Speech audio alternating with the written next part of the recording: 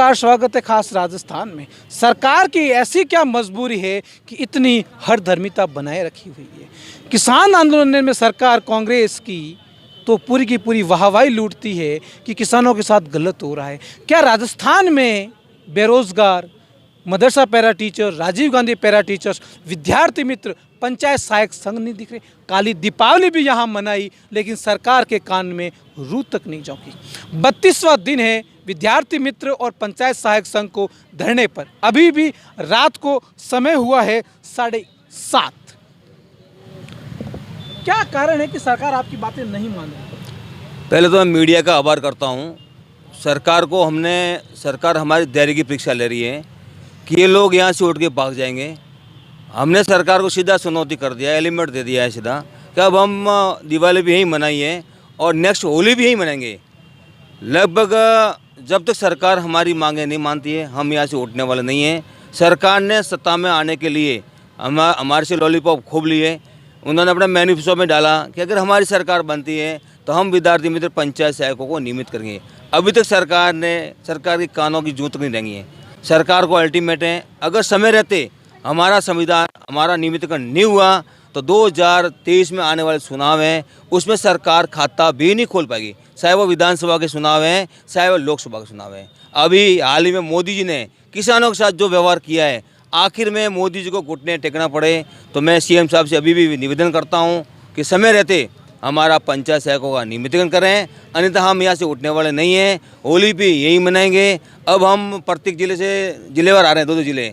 आने वाले टाइम में यानी राजस्थान के 27,000 पंचायत सहायक, उनके पूरे परिवार जयपुर की धरा पर, जयपुर की सड़कों को जाम कर देंगे। तो सीएम साहब से समय रहते हमारा नियमितकरण करें। और हम पंचायत सहायक वो हैं जो धरातल पे जुड़े, सरकार की जन कल्याणकारी जितने भी योजनाएं हम सरकार को इनको फॉलो करते हैं, आम जन तक पहुंचाते हैं। ये जो सरकार बताती है, जननायक सरकार बताती है, गरीबों की सरकार बताती है, हमारा सुविधा कर्मियों का इतना शोषण हो गया 14 साल से कि अब जीने के लिए, मरने के लिए मजबूर हो गए। हमारे बीवी बच्चे परिवार इतना मानदेय कि अब उनको बता भी नहीं सकते हैं। तो सरकार का अल्टीमेट है, समय रहते नियमितकरण करें, अन्यथा 2023 में अपना खाता भी नहीं खोल सकती सरकार। आप जालोर से जिला अध्यक्ष है, वहाँ पर स्थानीय मंत्री से आपकी बात हुई? वो सीएम साहब के बहुत करीबी है सुखराम बिश्नोई। हमने मंत्री साहब को कई बार घेरे, वो हमको सिर्फ लॉलीपॉप देते हैं। हम सीएम साहब से बात कर रहे हैं, आपका मुद्दा सॉल्व होगा, परंतु अभी तक सरकार ने हमारे तरफ कुछ ध्यान नहीं दिया है, ओनली फॉर लॉलीपॉप के सिवाय। कड़कड़ाती सर्दी में मैम आप बैठे हैं, डेंगू का भी यहाँ पर प्रकोप चल रहा है, बीच में बारिश भी हुई है, फिर भी आपके साथी डटे हुए। सरकार की इतनी हठधर्मिता क्यों? देखिए, आज हमारे धरने को 32वां दिन हो गया है और हम अपने हकों की लड़ाई के लिए, अपनी जायज़ मांगों को लेकर यहाँ पर बैठे हैं। सरकार को सोचना चाहिए कि आज 6600 रुपये में कौन अपना घर चला सकता है। मैं भी गृहिणी हूँ, हमारे भी बच्चे हैं। क्या 6600 रुपये में हम उनकी आकांक्षाएं पूरी कर सकते हैं? इतना परेशान, और हमारा जो शोषण सरकार के द्वारा किया जा रहा है वो बहुत गलत है। और आज सरकार का जो मैनिफेस्टो था, जो चुनावी वादे करके इन्होंने हमारे सत्ता में आए हैं, उससे हमें लगा था कि अब हमारे अच्छे दिन आएंगे।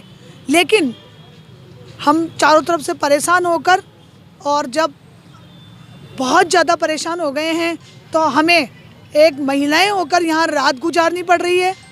और संगठन के हम साथ हैं, क्योंकि हमारा जो शोषण किया गया है वो 14 साल के वनवास तो फिर भी पूरा हो गया, लेकिन हमारा वनवास तो अभी ना जाने कितना और बाकी है। यह अशोक गहलोत जी जो गांधीवादी विचारधारा की बात करते हैं, हम उन्हीं के तर्ज पर यहाँ बैठे हैं, गांधीवादी तरीके से आंदोलन कर रहे हैं। हमने उन्हें पुष्पगुच्छ भी, उनके प्रतिनिधि यहाँ आए हैं, उन्हें पुष्पगुच्छ देकर हमने अपना वादा निभाने के लिए इन्हें कहा है कि वह हमें नियमित करें। क्योंकि हमारे दिवाली भी हमने यहाँ पर काली मनाई थी। काली दिवाली के दिन हमारी जो हालत थी वो हम कह नहीं सकते। दूसरे दिन भाई दूज और गोवर्धन के दिन हमारे भाइयों के पास बहनों को देने के लिए पैसे भी नहीं थे। ऐसा बुरा समय हमारा चल रहा है।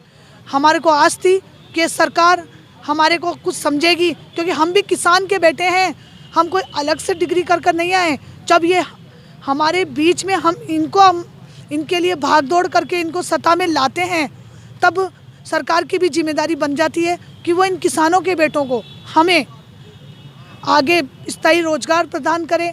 और मैं तो यही कह रही हूँ कि अगर वो हमारे सब्र की परीक्षा ही ले रहे हैं तो फिर आगे हमने पहले भी उग्र आंदोलन किए हैं, हम बहनों पर पहले भी केस लगाए। और मैं वो लड़की हूँ इस पंचायत सहायक संघ में कि मैं उस समय इस मूसलाधार बारिश में अपने कई भाइयों के साथ मिलकर सदर थाने की टंकी पर चढ़ी थी और रात के 2:30 बजे सरकार के मंत्रियों द्वारा हमें उतारा गया था। और अब वो दिन दूर नहीं है। अगर सरकार हमारी सब्र की परीक्षा लेती है और नहीं सुनती है तो हम बहनों को और भाइयों को फिर से सड़क पर उतरना होगा, और जिसकी सारी जिम्मेदारी सरकार की होगी, प्रशासन की होगी। और यही कहना चाहती हूँ कि संविदा शोषण बंद करो, हमें नियमित करो, आज करो, अर्जेंट करो, हमको परमानेंट करो। गहलोत सरकार अपने आप को गांधीवादी कहती है, 32वां दिन है आपके धरने को, क्या ये तरीका गांधीवादी है सरकार का? बिल्कुल नहीं। मैं सरकार को कहना चाहती हूँ, सरकार खुद कह रही है कि हम गांधी जी की नीति पर चल रहे हैं, गांधीवादी तरीके से हम सरकार चला रहे हैं, लेकिन ये उनकी नीति है बिल्कुल गांधीवादी की विपरीत है।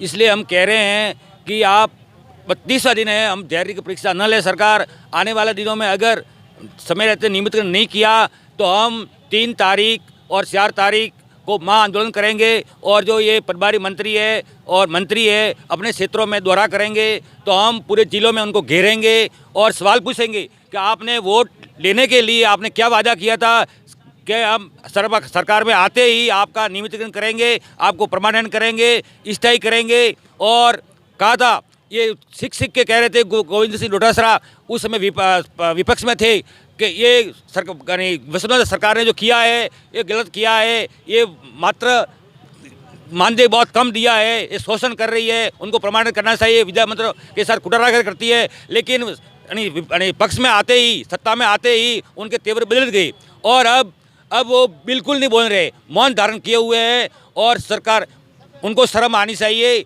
मात्र 6,000 में इस महंगाई के दौर में नरेगा मजदूरी से भी कम वेतन मिल रहा है, हम कैसे गुजारा करें? अपने बच्चों का, अपने परिवार का, माता पिता का इस महंगाई में क्या खरीदे? राशन खरीदे, कपड़े खरीदे, क्या खरीदे? कुछ नहीं खरीद सकते। इसलिए बहुत शोषित है। इसलिए हम वेदना के साथ सरकार को कहना चाहते हैं कि आप ये हठ धर्मिता छोड़ के तुरंत प्रभाव से इस पंचायत सहायकों पर ध्यान दें और नियमित करें, अन्यथा हमारा धैर्य का बांध टूट जाएगा, ये सब्र टूट जाएगा। इसलिए सरकार सेत जाए और इतना आंदोलन होगा कि सरकार के हाथ पैर फूल जाएंगे। इसलिए हमारा कहना यही है कि हमें समय रहते नियमित किया जाए, जिससे हमारे बाल बच्चों का, परिवार का भला हो सके। आज करो, अभी करो, हमको परमानेंट करो, यही मांग रहे हैं। और 32 दिन से लगातार धरने पर डटे हुए हैं बेरोजगार, और इनके साथ में अभी विद्यार्थी मित्र और पंचायत संघ की लगातार रिपोर्ट आप देखते रहिए, खास राजस्थान पर, क्योंकि खास राजस्थान आम लोगों की खबर को खास बनाने का काम करता है। सत्य, बेबाक, निष्पक्ष तरीके से खबरें देखते रहिए। जी सर, कहिए क्या कहना है? ये राजस्थान की गूंगी बहरी सरकार को आपके चैनल के माध्यम से ये मैसेज देना चाहूँगा कि 32वां दिन है आज हमारे धरने का, और जो राजस्थान की सरकार अपने आप को संवेदनशीलता का परिचय देती है, राजस्थान के यशस्वी मुख्यमंत्री महोदय जननायक कहते हैं, मेरा ये उनसे निवेदन है कि ये जो पंचायत सहायक हैं, दूरस्थ क्षेत्रों से, ग्रामीण क्षेत्रों से 32 दिनों से लगातार शहीद स्मारक पर पड़े हुए हैं, कृपया आप हमारी मांगों को स्वीकार करते हुए हमारा स्थायी समाधान ढूंढें, अन्यथा आने वाले दिनों में हम एक उग्र आंदोलन के रूप में जयपुर की धरा पर परिवार सहित उतरेंगे, जिसकी समस्त जिम्मेदारी राजस्थान सरकार की होगी।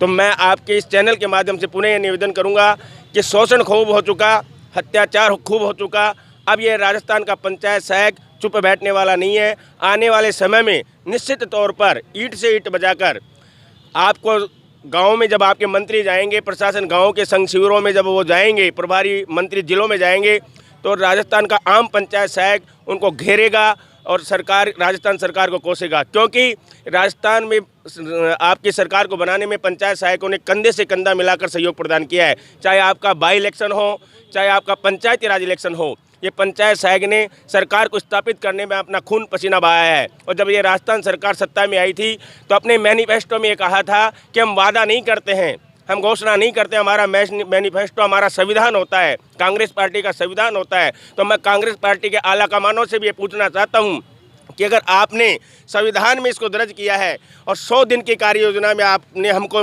परमानेंट होने के लिए शामिल किया है, तो आज 3 साल होने तक भी ऐसी क्या आपकी मजबूरियां रही जो आज तक पंचायत सहायक नियमित नहीं हुआ। इसलिए राजस्थान के मुख्यमंत्री महोदय, आपसे पुनः संघ के माध्यम से, मीडिया के माध्यम से हमारा निवेदन है कि समय रहते हुए आप हमारा स्थायी समाधान करें। जय संघ, जय संघर्ष। हरीश भारद्वाज, राजस्थान विद्यार्थी मित्र, पंचायत सहायक संघ।